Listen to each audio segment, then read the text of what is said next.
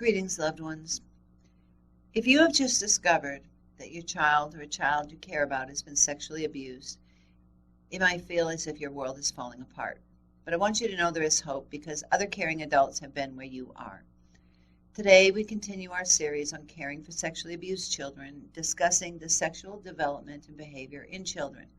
So help us get these messages out. Please subscribe to our channel, follow us on Facebook, Instagram, and Twitter. Hit the like button and the notification bell, and please share these messages with others. You could save a life. So let's say your 5-year-old daughter is playing in a room with a couple of friends. You hear a lot of giggling and squealing. And when you open the door to check on the kids, you find them sitting on the floor with their panties off, pointing at and touching each other's genitals. What do? Every day, parents around the world are faced with situations like this. Being caught off guard by young children's self-exploration and curiosity about body parts and sexual issues is one of the uncomfortable realities of parenting and can raise a host of troubling questions such as, is my child normal? Should I be worried? What should I say? Although talking with children about bodily changes and sexual matters may feel awkward, providing children with accurate, age-appropriate information is one of the most important things parents can do to make sure children grow up safe, healthy, and secure in their bodies. So let's have a fast fact here. Young people do not wake up on their 13th birthday, somehow transformed into a sexual being overnight. Even young children are sexual in some form, says Dr. Heather Coleman. So let's talk about the basics of sexual development and behavior in children. Like all forms of human development, sexual development begins at birth. Sexual development includes not only the physical changes that occur as children grow, but also the sexual knowledge and beliefs they come to learn and the behaviors they show. Any given child's sexual knowledge and behavior is strongly influenced by the child's age, what the child observes, including the sexual behaviors of family and friends. It includes what the child is taught, including cultural and religious beliefs concerning sexuality and physical boundaries. Very young and preschool-age children, 4 or younger, are naturally immodest and may display open and occasionally startling curiosity about other people's bodies and bodily functions, such as touching a woman's breasts or wanting to watch when grown-ups go to the bathroom, wanting to be naked even if others are not, and showing or touching private parts while in public are also common in young children.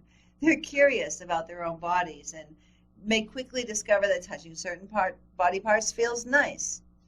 As children age and interact with other children, approximately ages 4 to 6, they become more aware of the differences between boys and girls and more social in their exploration. In addition to exploring their own bodies through touching or rubbing their private parts, they may begin playing doctor and copying adult behaviors such as kissing and holding hands. As children become increasingly aware of the social rules governing sexual behavior and language, such as the importance of modesty or which words are considered naughty, they may try to test these rules by using naughty words. They may also ask more questions about sexual matters such as where do babies come from and why boys and girls are physically different. So let's talk about these common sexual behaviors in childhood by age. We're going to begin with preschool children. These are children less than 4 years. They will explore and touch private parts in public and in private. They will rub their private parts with a hand or against objects. They will show their private parts to others. They will try to touch mothers or other women's breasts. They will remove clothing and want to be naked, and they'll attempt to see other people when they are naked or undressing, such as in the bathroom. They will ask questions about their own and others' bodies and bodily functions, and talking to children their own age about bodily functions such as poo-poo, pee-pee. So let's talk about young children. This is approximately 4 to 6 years of age. They will purposefully touch their private parts and occasionally in the presence of others. They will attempt to see if other people when they are naked or undressing. They will mimic dating behaviors such as kissing or holding hands. They will talk about private parts and use naughty words even when they don't understand the meaning. They will explore private parts with children their own age, such as playing doctor, I'll show you mine, if you show me yours, etc.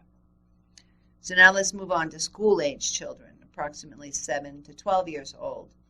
They will purposely touch private parts, usually in private.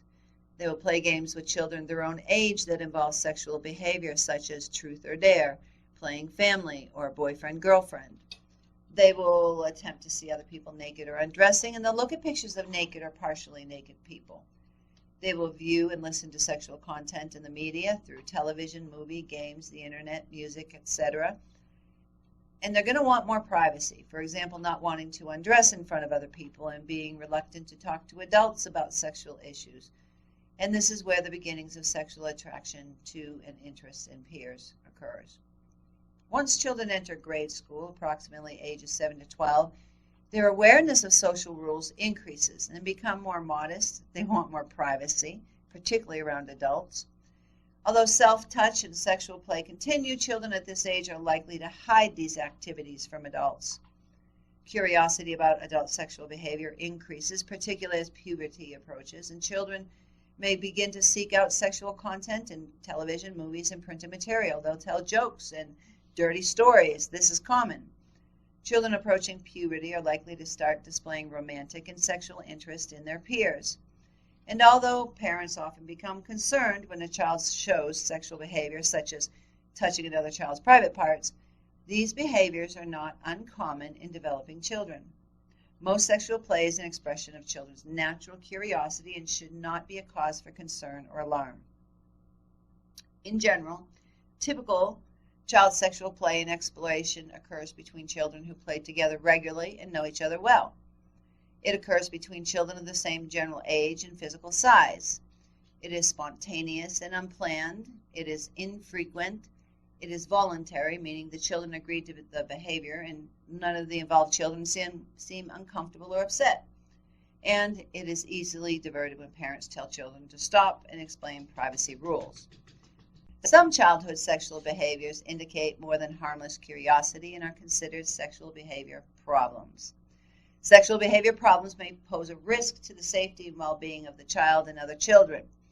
Sexual behavior problems include any act that is clearly beyond the child's developmental stage, for example, a 3-year-old attempting to kiss an adult's genitals. It involves threats, force, or aggression. It involves children of widely different ages or abilities, such as a 12-year-old playing doctor with a 4-year-old. It also provokes strong emotional reactions in the child, such as anger or anxiety. According to the CDC, over half of all children in the world, 1 billion children ages 2 to 17, experience violence every year. The question is not if you'll encounter a victim of violence. The question before God is, what will you do when you do encounter them? You could be the person who saves a life.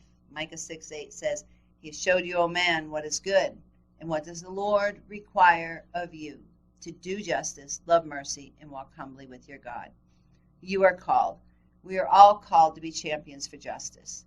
There is a way out. It's not your fault. Abuse is not love. And most of all, you are not alone. If you're suffering violence, reach out to someone today. And if you find yourself in a dangerous situation, call 911 for help. If you know of a child or other person suffering violence, tell the authorities. In our next episode, we will talk about how to respond to these sexual behaviors in children. Until then, God bless you.